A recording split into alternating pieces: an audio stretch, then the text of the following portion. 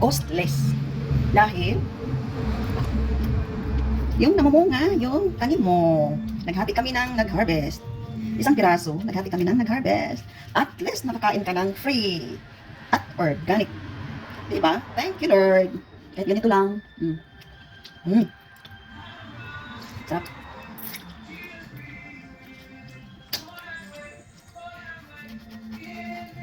Kahit pasok na pasok ka lang, magtanim ka.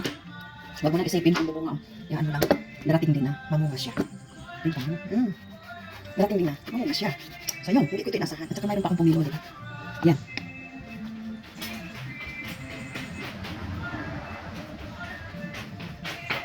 So ito din.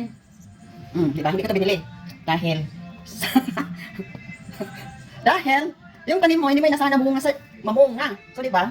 Tanim ng tanim lang, bahala na hindi mo maabutan na. Basta magtanim ka lang, diba? Sa next generation ay makakain sila. Kung kakain sila, pag hindi na. Ayun. Diba? Kaya ganito ang kamay ko, kolobot. Mayroon akong makain na prutas na hindi ko na binili.